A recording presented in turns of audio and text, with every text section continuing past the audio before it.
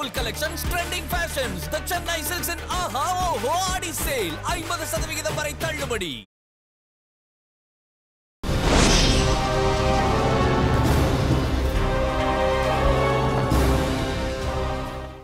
உலகத் தமிழ் உறவுகளுக்கு வணக்கம். இலங்கையில் இஸ்ரேலியர்களின் வருகை என்றுமில்லாத அளவுக்கு பூதாகரமாக்கப்பட்டு வருகின்றது. குறிப்பாக முஸ்லிம் அரசியல்வாதிகளும் முஸ்லிம் சமூக தலைவர்களும் இஸ்ரேலின் மொசாட் உளவு பிரிவு இலங்கையில் நிலை கொண்டு வருவதாகவும் இலங்கையில் அது பல்வேறு சதி நடவடிக்கைகளில் ஈடுபட்டு வருவதாகவும் இது இலங்கைக்கும் இலங்கையில் வாழ்கின்ற முஸ்லிம்களுக்கும் மிகப்பெரிய பாதகத்தையும் ஆபத்தையும் ஏற்படுத்திவிடும் என்றும் தொடர்ச்சியாக எச்சரிக்கைகளை வெளியிட்டு வருகின்றார்கள். குறிப்பாக நாடாளுமன்றத்திலும் அதேபோன்று பிரதேச சபைகளிலும் அவர்கள் இஸ்ரேலினுடைய மொசாட்டின் வருகைக்கு எதிராக இருப்புக்கு எதிராக அவருடைய பிரசன்னத்திற்கு எதிராக பல்வேறு கண்டன தீர்மானங்களையும் நிறைவேற்றி வருகின்றார்கள். இலங்கையில் இஸ்ரேலிய உளவு அமைப்பான மொசாட்டின் பிரசன்னம் பற்றித்தான் சற்று ஆழமாக இன்றைய உண்மையின் தரிசனம் நிகழ்ச்சியில் நாங்கள் பார்க்க இருக்கின்றோம்.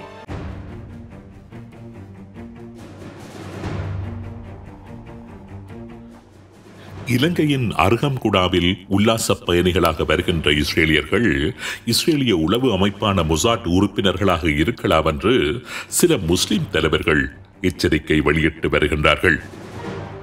நாடாளுமன்றத்திலும் பிரதேச சபைகள் மத்தியிலும் மொசாட்டின் இலங்கை வருகைக்கு எதிரான தீர்மானங்களையும் எடுத்து வருகின்றார்கள். மொசாட்டின் இலங்கை வருகை தொடர்பான பல்வேறு கண்டனங்களும் எச்சரிக்கைகளும் முஸ்லிம் தலைவர்கள் மத்தியில் இருந்து எழுப்பப்பட்டு வருகின்றது. உண்மையிலேயே இஸ்ரேலிய மொசாட் உறுப்பினர்கள் சுற்றுலா பயணிகள் போன்று வேடம் தரித்து இலங்கைக்கு வர வேண்டிய அவசியமே கிடையாது. ஏனென்றால் மொசாட் உறுப்பினர்கள் ஏற்கனவே இலங்கையில் சட்ட ரீதியாகவே நிலை கொண்டு இருக்கின்றார்கள். அதுவும் 1-2 வருடங்களாக அல்ல, சுமார் 40-45 வருடங்களாக இஸ்ரேலிய மொசாட் அமைப்பு இலங்கையில் நிலை கொண்டு உத்தியோகபூர்வமாகவே இலங்கையில் செயற்பட்டும் வருகின்றது.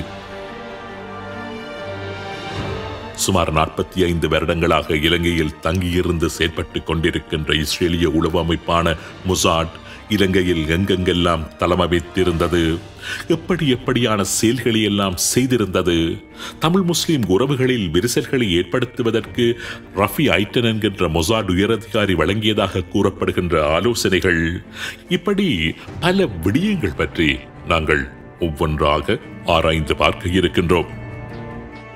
இவைகள் பற்றியெல்லாம் ஆராய்வதற்கு முன்னதாக இலங்கையில் இஸ்ரேலிய மொசாட் அமைப்பு எவ்வாறு நுழைந்தது என்று பார்ப்பது அவசியம். இஸ்ரேலிய மொசாடை இலங்கை நோக்கி எது கவர்ந்தெழுத்து வந்தது என்றும் ஆராய்வது அவசியம். உண்மையிலேயே ஈழத்தில் விடுதலை வேண்டி போராடிக் கொண்டிருந்த தமிழ் இயக்கங்கள் இஸ்ரேலிய எல்லைகளுக்கு சென்று இஸ்ரேலிய படையினருக்கு எதிராக போர் புரிந்து கொண்டிருந்ததை தொடர்ந்துதான் இஸ்ரேல் அந்த தமிழ் போராளிகளின் வேர்களை தேடி இலங்கை நோக்கி வர வேண்டி ஏற்பட்டது என்று கூறலாம். தனது தேசம் தேடி வந்து தனக்கு எதிராக போராடிக் கொண்டிருந்த தமிழ் ஆயுத அமைப்புகளை அவர்கள் அங்கு வருவதற்கு முன்பதாகவே தேடிச் சென்று கருவறுப்பதற்காகவே இஸ்ரேலிய மொசாட் ஆரம்பத்தில் இலங்கைக்கு வந்திருந்தது. 80களின் ஆரம்பத்தில் தமிழ் மக்களின் விடுதலைக்காக வென்று சுமார் 40 அமைப்புகள் ஆயுதமேந்தி போராடி வந்தன. அவற்றில் பல அமைப்புகளைச் சேர்ந்த போராளிகள் தங்களுடைய அடிப்படை ஆயுத பயிற்சிகளை இலங்கையிலும் இந்தியாவிலும் முடித்துவிட்டு மேலதிக பயிற்சிகளுக்காக லெபனான், சிரியா போன்ற நாடுகளுக்கு சென்று PLO என்று அழைக்கப்படுகின்ற பலஸ்தீன விடுதலை அமைப்புடன் இணைந்து இஸ்ரேலிய படையினருக்கு எதிராக போராடிக் கொண்டிருந்தார்கள். லெபனான் மற்றும் சிரியா களமுனைகளில் இஸ்ரேலிய படையினருக்கு பலத்த சேதங்களையும் ஏற்படுத்திக் கொண்டிருந்தார்கள்.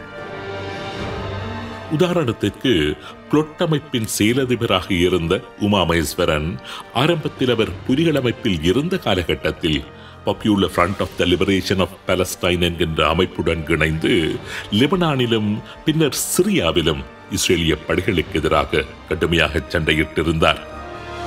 70களின் கடைசியில் சில வருடங்கள் லெபனானில் சண்டைகளில் ஈடுபட்டு அவரும் அவருடைய சில தோழர்களும் திரும்பி வருகின்ற போது அவருக்கு வாழ்த்து மடல்கள், பரிசு பொருட்கள் எல்லாம் வழங்கி பலஸ்தீன அமைப்பு கௌரவித்ததாக அந்த நேரத்தில் பேசப்பட்டது.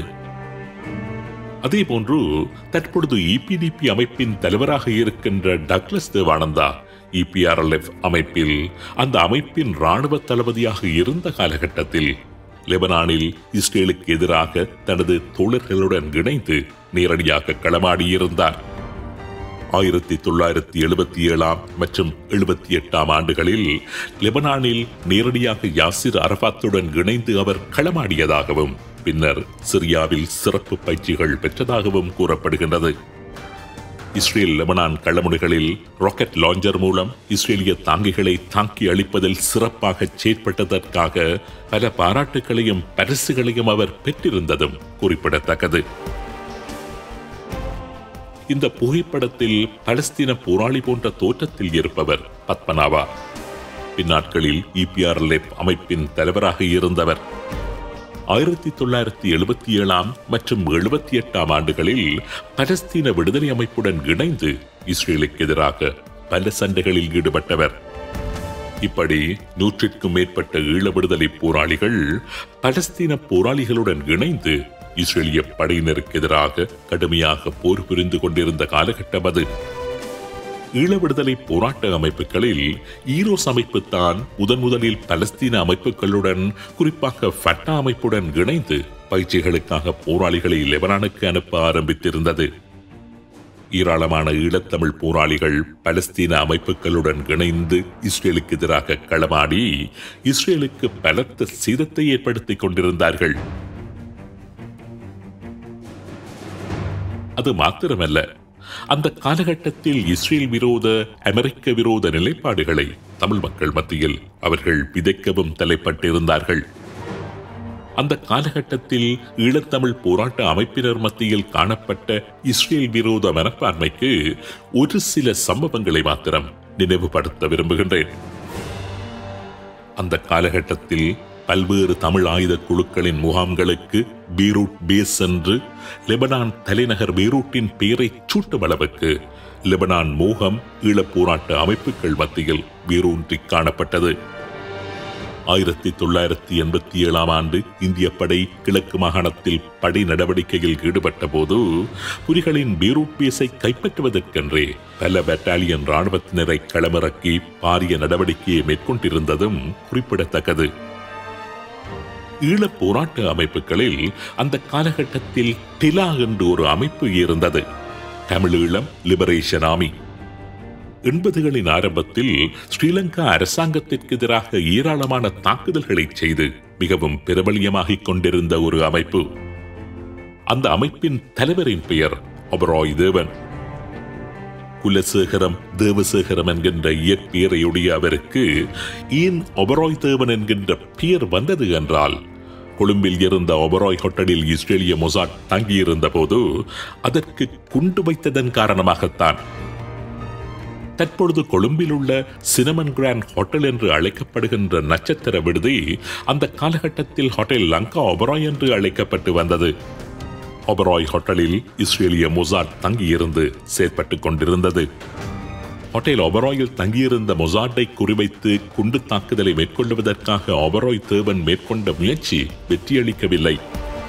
அதனைத் தொடர்ந்து ஹோட்டல் ஒபராயில் தங்கியிருந்த மொசாட்டை குறிவைத்து ஈரோஸ் அமைப்பு மற்றொரு குண்டு தாக்குதலை மேற்கொண்டிருந்தது.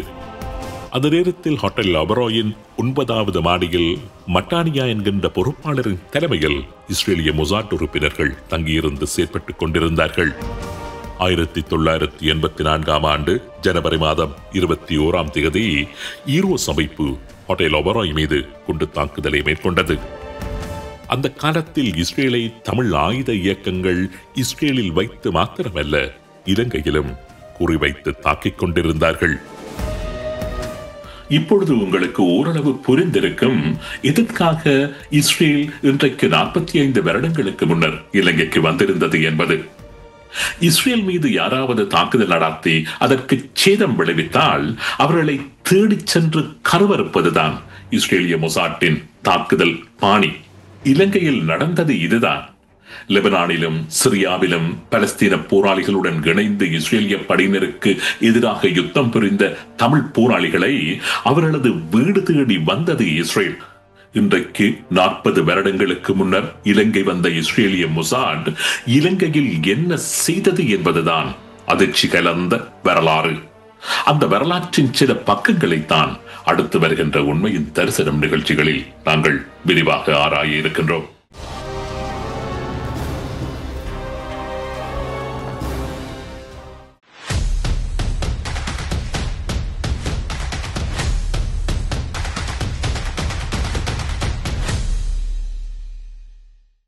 Collections, trending fashions, the Chennai Silks and Aha Oho Adi sale 50% வரை தள்ளுபடி.